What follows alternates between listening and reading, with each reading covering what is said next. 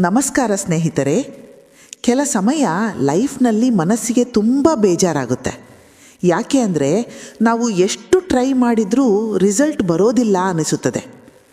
ನನ್ನ ಲೈಫ್ನಲ್ಲಿ ಮಾತ್ರ ಯಾಕೆ ಇಷ್ಟು ಪ್ರಾಬ್ಲಮ್ ಅನ್ನೋ ಪ್ರಶ್ನೆ ಬರುತ್ತೆ. ಆ ಟೈಮ್ನಲ್ಲಿ ಒಂದು ಸಣ್ಣ ಕಥೆ ನೆನಪಿಟ್ಟುಕೊಳ್ಳಿ. ಕುಂಬಾರನ ಕಥೆ. ಒಬ್ಬ ಕುಂಬಾರ ಇದ್ದ. ಅವನು ಮಣ್ಣಿನಿಂದ ಮಡಕೆ ಮಾಡ್ತಿದ್ದ.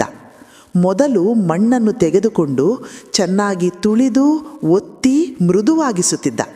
ಆ ಮಣ್ಣಿಗೆ ಕೇಳಿದರೆ, ನನ್ನನ್ನು ಯಾಕೆ ಇಷ್ಟು ಒತ್ತುತ್ತಿದ್ದೀಯಾ ಅಂತ ಅನಿಸಿರಬಹುದು.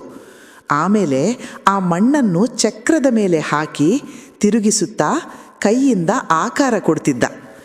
ಮಣ್ಣಿಗೆ ಆಗ ಮತ್ತೊಮ್ಮೆ ಅನಿಸಿರಬಹುದು, ಯಾಕೆ ನನ್ನನ್ನು ಹೀಗೆ ತಿರುಗಿಸುತ್ತಿದ್ದೀಯಾ ಅಂತ. ಇನ್ನೂ ಅಲ್ಲಿ ಮುಗಿಯೋದಿಲ್ಲ. ಆ ಮಡಕೆಯನ್ನು ತೆಗೆದುಕೊಂಡು ಬೆಂಕಿಯೊಳಗೆ ಇಡ್ತಾನೆ. ಮಣ್ಣಿಗೆ ಅದು ತುಂಬ ಕಷ್ಟದ ಟೈಮು. ಇಷ್ಟು ಸಾಕಲ್ಲವಾ, ಇನ್ನೂ ಯಾಕೆ ಬೆಂಕಿಯಲ್ಲಿ ಇಡ್ತೀಯಾ ಅಂತ ಅನಿಸಿರಬಹುದು. ಆದರೆ ಸ್ವಲ್ಪ ಸಮಯದ ನಂತರ ಏನಾಗುತ್ತೆ ಗೊತ್ತಾ? ಅದೇ ಮಣ್ಣು ಒಂದು ಬಲವಾದ, ಸುಂದರವಾದ, ಉಪಯೋಗವಾಗುವ ಮಡಕೆಯಾಗುತ್ತೆ. ನಾವು ಕೂಡ ಆ ಮಣ್ಣಿನ ಹಾಗೆ. ಲೈಫ್ನಲ್ಲಿ ಕೆಲ ಸಮಯ ಒತ್ತಡ ಬರುತ್ತೆ. ಕೆಲ ಸಮಯ ಸುತ್ತು ತಿರುಗುತ್ತಾ ಇದ್ದ ಹಾಗೆ ಅನಿಸುತ್ತದೆ. ಕೆಲ ಸಮಯ ತುಂಬ ಕಷ್ಟದ ಪರಿಸ್ಥಿತಿ ಬರುತ್ತೆ.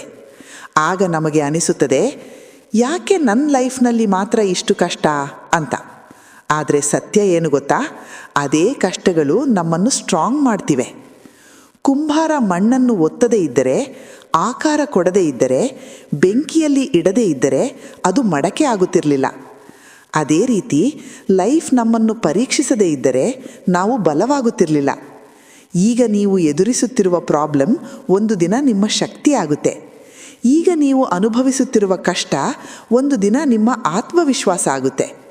ಆದ್ದರಿಂದ ಮನಸ್ಸಿಗೆ ಬೇಜಾರಾದಾಗ ಯಾಕೆ ನನಗೆ ಮಾತ್ರ ಅಂತ ಯೋಚಿಸಬೇಡಿ. ಬದಲಿಗೆ ಇದು ನನ್ನನ್ನು ಇನ್ನೂ ಸ್ಟ್ರಾಂಗ್ ಮಾಡ್ತಿದೆ ಅಂತ ಯೋಚಿಸಿ. ಯಾಕೆಂದರೆ ಸುಲಭವಾದ ದಾರಿ ದೊಡ್ಡ ವ್ಯಕ್ತಿಯನ್ನು ಮಾಡೋದಿಲ್ಲ. ಕಷ್ಟದ ದಾರಿಯೇ ಸ್ಟ್ರಾಂಗ್ ವ್ಯಕ್ತಿಯನ್ನು ಮಾಡುತ್ತೆ. ನಿಮ್ಮ ಲೈಫ್ನಲ್ಲಿ ಏನಾದರೂ ಆಗ್ತಿದ್ರೆ ಅದಕ್ಕೆ ಒಂದು ಕಾರಣ ಇರುತ್ತೆ. ಆ ಕಾರಣ ನಿಮ್ಮನ್ನು ಇನ್ನೂ ಉತ್ತಮ ವ್ಯಕ್ತಿಯಾಗಿಸಲು.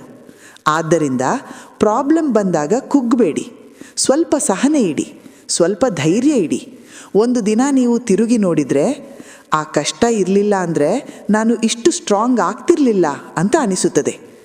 ಮತ್ತೊಮ್ಮೆ ನೆನಪಿಟ್ಟುಕೊಳ್ಳಿ, ಕುಂಬಾರನಿಗೆ ಒತ್ತಡ, ತಿರುಗಾಟ, ಬೆಂಕಿ ಬೇಕು. ಅದಾದ ಮೇಲೆ ಮಾತ್ರ ಮಡಕೆ ಆಗುತ್ತೆ.